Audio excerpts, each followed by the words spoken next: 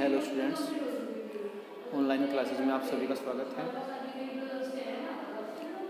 हमारा टॉपिक चल रहा है भौतिक भूगोल का अर्थ एवं परिभाषा। लास्ट लेक्चर में हमने जाना था भूगोल की डेफिनेशन, मीनिंग्स एटसेट्रा। आज उसी क्रम में आगे बढ़ते हैं। नेक्स्ट है हमारा भौतिक भूगोल की शाखाएं।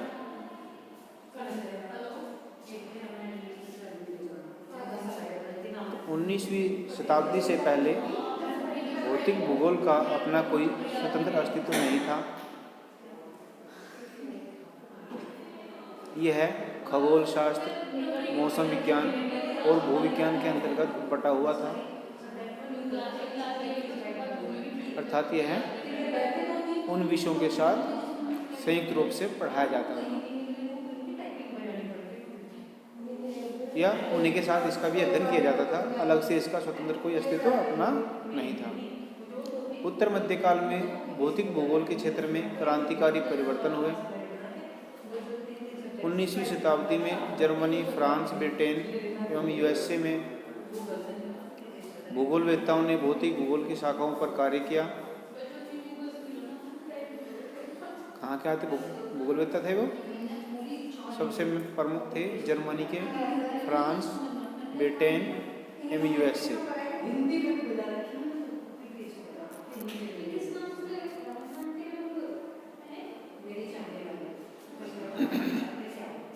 इसकी प्रमुख शाखाएं निम्न हैं। फर्स्ट शाखा है भूआकृति विज्ञान। इसको इंग्लिश में जियोमॉर्फोलॉजी कहते हैं। स्कॉटिश भूगोलवेत्ता जेम्स हटन ने 1795 में भौतिक दृश्य भूमि के चिंतन के विकास में योगदान देकर भूआकृति विज्ञान की नींव डाली। किसने? जेम्स हटन ने। कब डाली थी? 1795 में। इसके पश्चात पावेल, डटन, गिलबर्ट, डेविस का जो स्थान है भौतिक भूगोल में बहुत इम्पोर्टेंट है। इसका जो फुल फॉर्म है विलियम मॉरिस डेविस है। एवं पैंक का जो पूरा नाम है वाल्थर पैंक आदि विद्वानों ने इसे आगे बढ़ाया। नेक्स्ट बात करते हैं जलवायु विज्ञान।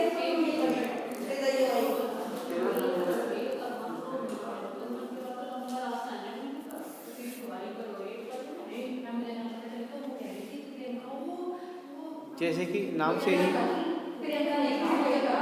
समझ में आ रहा है, जलवायु अर्थात जो जलवायु संबंधित विज्ञान है उसे जलवायु विज्ञान कहते हैं। और उसमें भूतल के भौतिक अध्ययन के पश्चात भौतिक भूगोल में जलवायु एवं मौसम विज्ञान का अध्ययन विशेष महत्वपूर्ण है।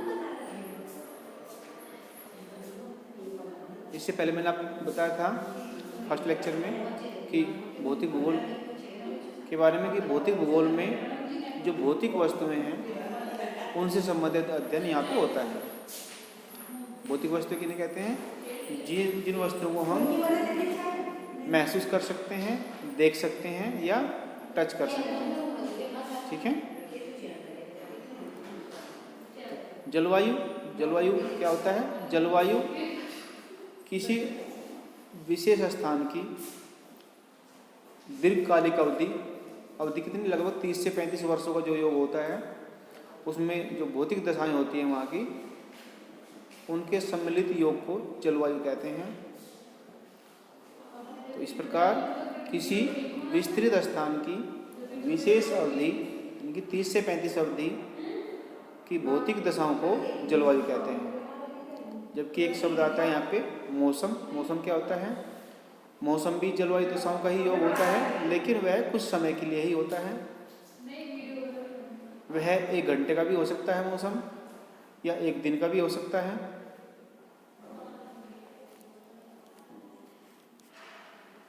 ठीक है। तो जो जलवायु है वो दीर्घकालिक समय के लिए होती है, जबकि मौसम कुछ समय के लिए होता है। इसकी प्रत्येक घटना से भूतल प्रभावित होता है।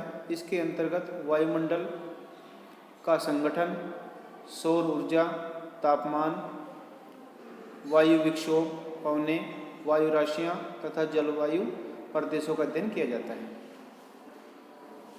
नेक्स्ट है समुद्र विज्ञान।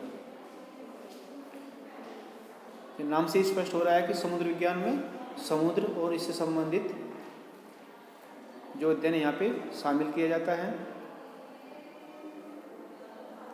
इसके अंतर्गत सागरीय भागों के सभी पहलुओं का अध्ययन किया जाता है। इसमें महासागरों की सीमाएं, तली का अध्ययन, एक होती है महासागर की तली और एक होती है सतह। सागर की जो सतह होती है वो पानी जो सबसे ऊपर स्तर होता है उसको सतह कहते हैं, और बॉटम यानी कि तली जो सबसे निचला स्थान होता है वो उसकी तली कहलाती है। तली का अध्ययन सागरीय जल की भौतिकी, रासायनिकी एवं सागरीय निक्षेप, यानी कि जो सागर में जो निक्षेप जमा हुए हैं किसी न किसी प्रकार से, उनको सागरीय निक्षेप कहते हैं, आदि का अध्ययन यहाँ पे होता है। उपरोक्त शाखाओं के अलावा भौतिक भूगोल में मृदा विज्ञान, जैव भूगोल, भूगणित, राजनीतिक भूगोल, सांस्कृतिक भूगोल आदि का अध्ययन भी यहाँ पे किया जाता है, अर्थात ये भी इसकी शाखाएं हैं।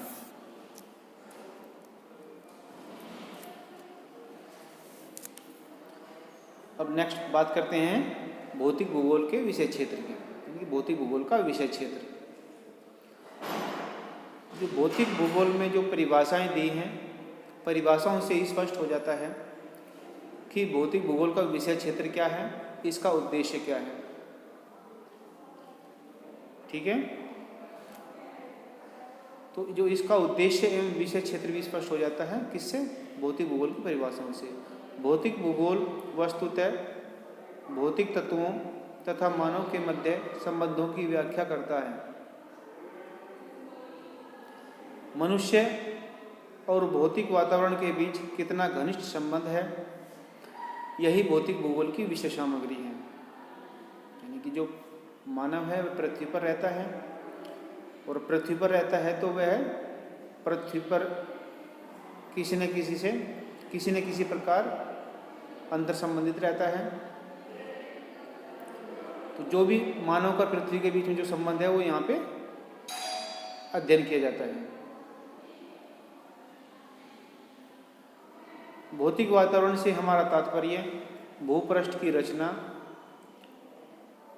मिट्टी, खनिज पदार्थ, जलाशय तथा जलवायु से है। इस प्रकार इसके अंतर्गत सामान्यतः स्थलमंडल, जलमंडल, वायुमंडल तीनों का अध्ययन किया जाता है, क्योंकि तीनों भागों में भौतिक तत्वों का समावेश मिलता है। संक्षेप में हम कह सकते हैं कि भौतिक भूगोल का संबंध मुख्यतः स्थलमंडल के तल के साथ साथ वायु और जल के संबंधों से भी होता है। नेक्स्ट है कि भौतिक भूगोल का महत्व। तो प्रसिद्ध भूगोलविद हार्टशॉन ने भूगोल का उद्देश्य स्पष्ट करते हुए कहा कि पृथ्वी का मानवीय संसार के रूप में वैज्ञानिक रीति से वर्णन तथा विकास में योगदान करना ही भूगोल का उद्देश्य है। मैंने लास्ट लेक्चर में आपको बताया था कि जो रिचर्ड हार्टशॉन है उसकी जो डेफिनेशन है वो सबसे इम्पोर्टेंट है, और एक तरह से कह सकते हैं कि ये परिपूर्ण डेफिनेशन है भूगोल की। यहाँ पे मैं आपको रिपीट कर रहा हूँ। तो उनकी परिभाषा थी कि भूगोल का उद्देश्य पृथ्वी के परिवर्तनशील धरातल का व्यवस्थित, क्रमबद्ध, तार्किक वर्णन एवं विवेचन करना ही भूगोल का उद्देश्य है। तो लगभग वही बात यहाँ पे कही है इसने कि पृथ्वी का मानवीय संसार के रूप में वैज्ञानिक रीति से वर्णन तथा विकास में योगदान करना ही भूगोल का उद्देश्य है। किंतु मानवीय संसार के रूप में पृथ्वी का वैज्ञानिक रीति से वर्णन करना तब तक संभव नहीं हो सकता जब तक मनुष्य और उसके भौतिक वातावरण के आपसी संबंधों को न समझ लिया जाए।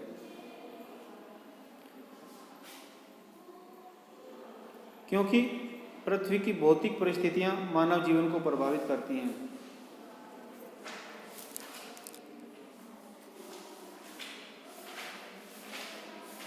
यह सत्य है कि जहाँ जैसी भौतिक परिस्थितियां होती हैं वहाँ मानव को उसी के अनुसार ढालना होता है।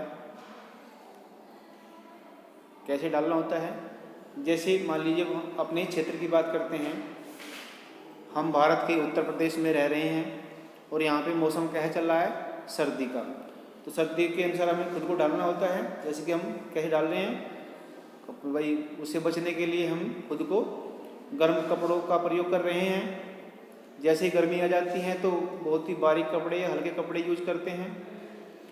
वर्षा होती है तो छाता आदि का प्रयोग करते हैं। तो उसके प्रकृति के अनुसार हम खुद को ढालते हैं। यद्यपि यह सही है कि मानव की आर्थिक उन्नति का आधार कुछ अंश तक उसकी इच्छा शक्ति और कार्यक्षमता भी है। यानी कि ये तो सही है कि प्रकृति के अनुसार हमें ढलना होता है, लेकिन मनुष्य ने अपने तकनीकी ज्ञान और कौशल से उसमें कुछ परिवर्तन भी किया है, या कह सकते हैं कि पृथ्वी पर कुछ हद तक विजय भी पाई है। वो किस प्रकार कि जैसे मान लीजिए यहाँ पे सर्दी का मौसम है, अगर हमें गर्म पानी की ज़रूरत है तो हम आग से जैसे भी पानी गर्म कर सकते हैं। और कहीं मतलब गर्मी है, जैसे गर्मियों में गर्मी पड़ती है तो यहाँ पे हम एसी चला सकते हैं या फ्रिज का यूज करके हम कूलिंग का आनंद ले सकते हैं।